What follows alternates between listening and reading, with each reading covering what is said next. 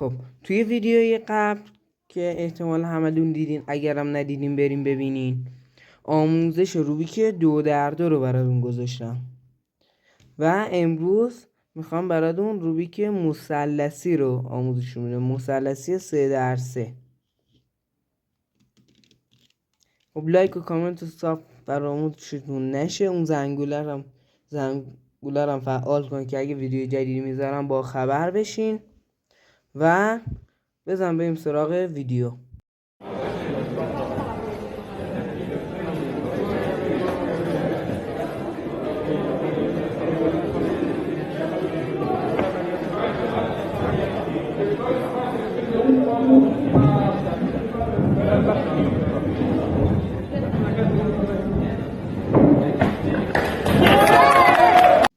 خب اولین کاری که میکنیم روبیکمون رو میاریم و باید این ستا رو 1 2 3 این ستا رو درست کنیم که حتما یادتون باشه اینا نه، این وسطی ها نه، اینه که 3 وجهی 1 2 3.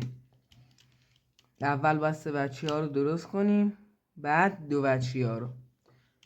خب اول کاری کنم از زرد شروع میکنم، اینو پیدا میکنیم، میگردیم دنبال زرد یکی. زرد یکی اینجاست، با یه چرخش میچرخونیمش و دوتاشون اومدن کنار هم. حالا باید بگردیم دنبال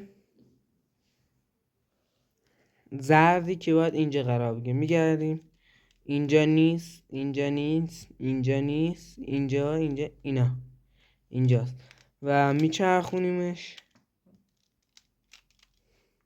ستاش اومد پهلو هم. حالا اگر دیدین که اینجا نبود و چرخوندینش نیومد و بالا بود، یعنی اینجا، این دوتا رو که پیدا کردین و میارین زیرش، یعنی مثلا اینجوری نباشه، میارین زیرش زرد، این دوتا زرده.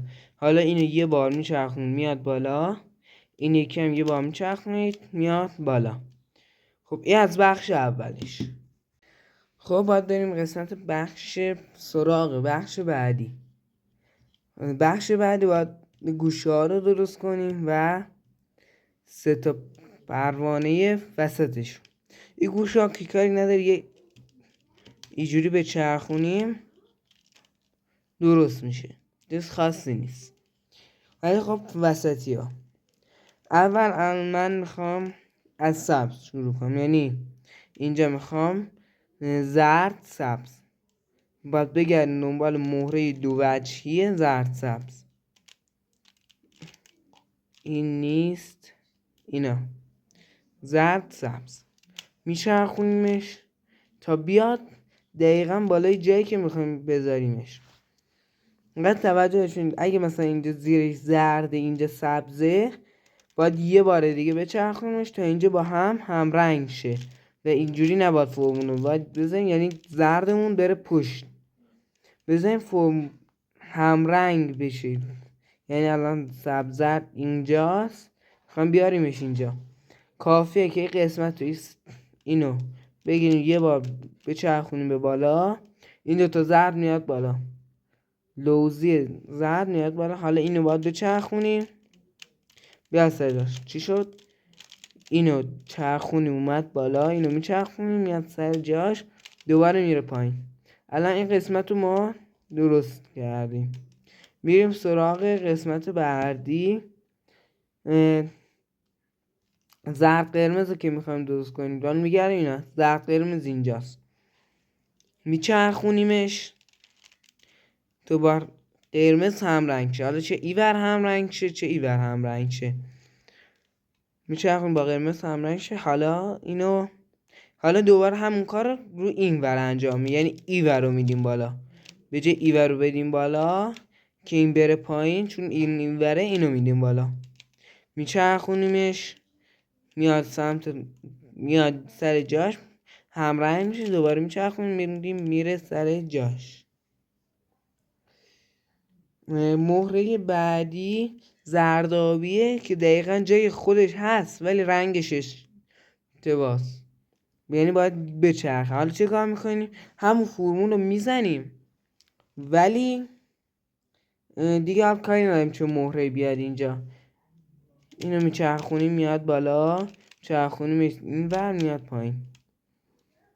دوباره این مهرمون اومد بالا، میایم هم رنگش میکنیم، سمت مخالفشو میچرخونیم میاد سر جاش میره پایین. خب تو قسمت بعدی اول این درستش کنیم. این بالا رو میچرخونیم جایش درست نمیشه. نه در الان مثلا نگاه کنید، این قرمز قرمز، آبی آبی، سبز سبز. میبینید اینجا درست نیست. باید چه کار کنیم؟ باید الان فرمول ماهی بزنیم. حالا فرمول ماهی چه فرقی داره؟ تنها تفاوتش با فرمول ماهی 3 تو 3 جو بالا چپ پایین چپ بالا 2 تا چپ پایین. ولی توی روبیک مثلثی 3 اینجوری نیست. این قسمت رو میدیم بالا چپ پایین چپ بالا یه چپ دیگه، مثل 3 2 تا چپ بهش نمیدیم. بالا یه چپ دوباره میزنیم.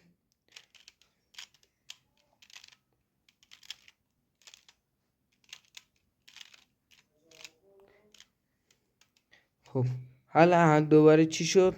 فرمول قشنگ یاد کنیم. بالا چپ پایین چپ بالا یه چپ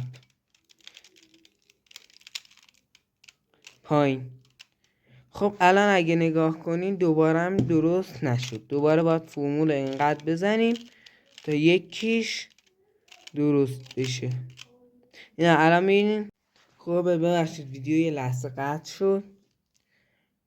الان سبز قرمزمون سالمه و این دوتا مهره آبی سبز و آبی قرمزمون سر جاشون هستن ولی درست نیستن، یعنی باید بچرخن.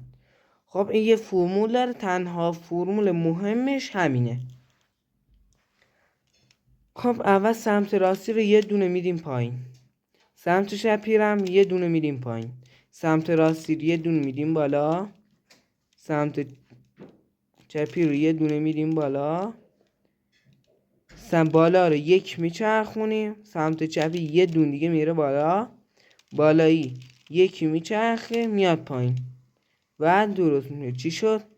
پایین پایین بالا بالا، میچرخه میره بالا برمیگرده میاد پایین. الان چون من دوبار فرمول زدم مهره برگه دوباره میزنیم پایین پایین بالا بالا، میچرخه میره بالا برمیگرده میاد پایین و همین بود.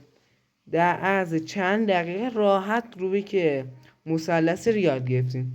لایک و کامنت و ساب یادتون نره، اون زنگوله رو فعال کنید که اگر ویدیو جدید گذاشتم مطلع بشین. در